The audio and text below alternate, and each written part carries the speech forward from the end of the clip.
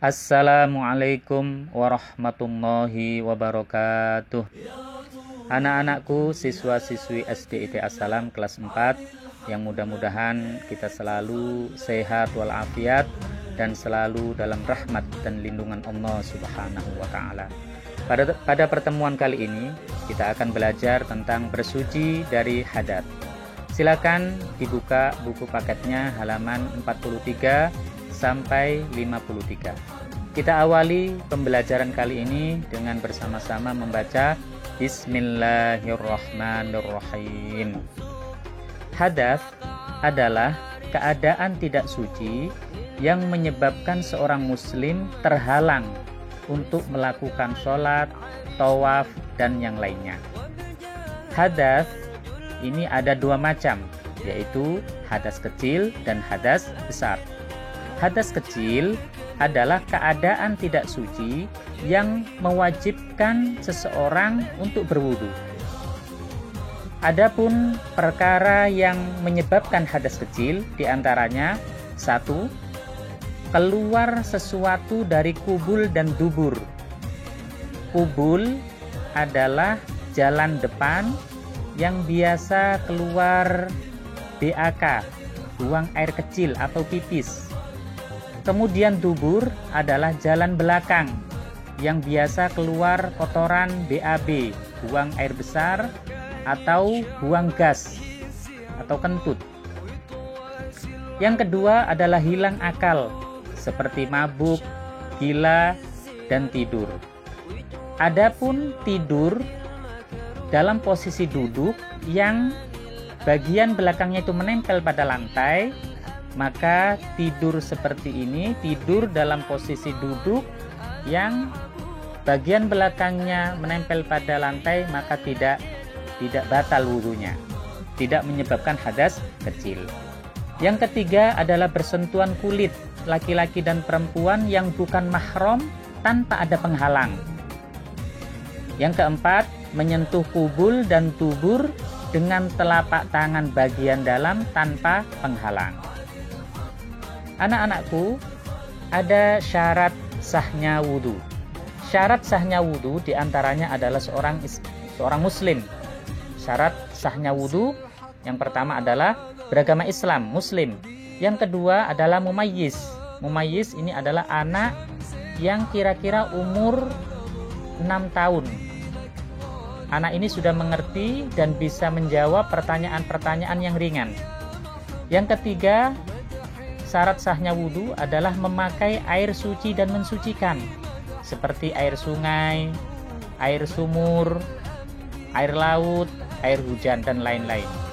Yang keempat, tidak ada sesuatu yang menghalangi sampainya air ke kulit. Kemudian, rukun wudu. Rukun wudu ini ada 6, seperti dalam lagu yang biasa kita nyanyikan. Rukun-rukun wudu ada 6 perkara.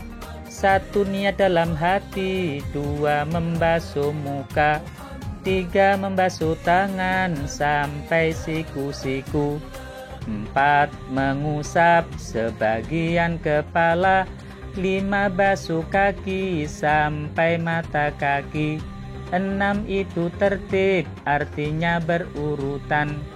Sedangkan sunnah-sunnah wudu seperti membaca 2 kalimat syahadat ketika hendak berwudu, kemudian membaca ta'awud dan basmalah, kemudian berkumur-kumur, bersiwak, kemudian istinsyak, menyedot air ke dalam hidung, kemudian istinsyar, mengeluarkan air dari dalam hidung, kemudian mendahulukan bagian yang kanan dari yang kiri, kemudian membasuh anggota wudu 3 kali, mengusap kedua telinga, dan membaca doa sesudah wudu. Ini adalah sunnah-sunnah wudu. Kemudian hal-hal yang terlarang bagi orang yang berhadas kecil. Tidak boleh, orang yang berhadas kecil tidak boleh apa? Sholat, tawaf, menyentuh dan memegang Al-Quran sampai dia berwudu. Kemudian hadas besar. Hadas besar adalah keadaan tidak suci yang mewajibkan seseorang untuk mandi janabat. Mandi janabat disebut juga dengan mandi besar, mandi wajib, atau mandi junub. Mandi janabat adalah menyiramkan air ke seluruh tubuh dari ujung rambut sampai ujung kaki disertai dengan niat.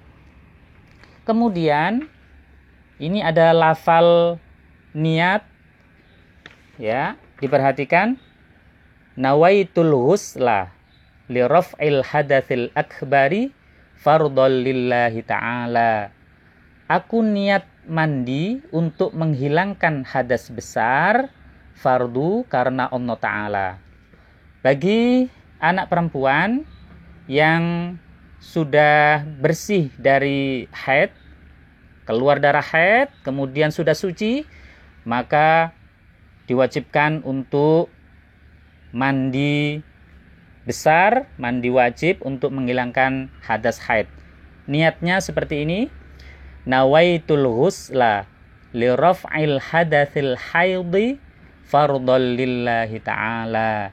Aku niat mandi untuk menghilangkan hadas haid, fardu karena Allah Ta'ala. Perkara-perkara yang menyebabkan hadas besar bagi perempuan dan laki-laki yang sudah balik atau yang sudah dewasa, yaitu keluar darah haid atau keluar air mani atau air sperma.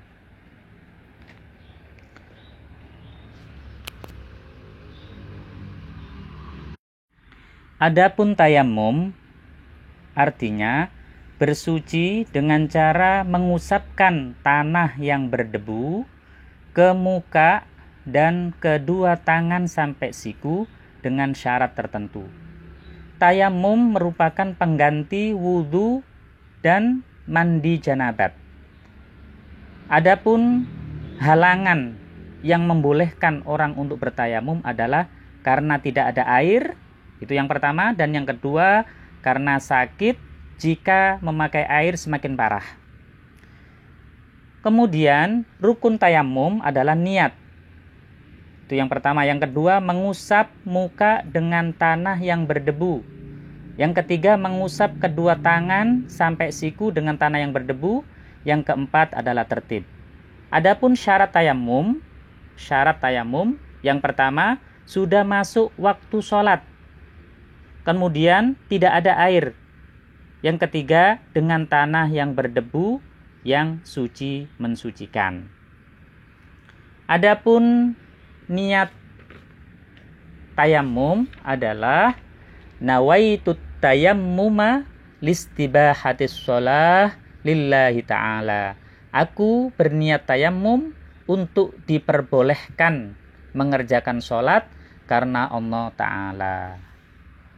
Anak-anakku, tayamum ini hanya dapat digunakan untuk sekali sholat fardu, sekali sholat wajib. Tapi untuk sholat sunnah bisa berkali-kali. Ini ketentuan bersuci dari hadas dan tayamum. Mudah-mudahan bermanfaat, mudah-mudahan bisa difahami. Barakallahu fikum. Wassalamualaikum warahmatullahi wabarakatuh.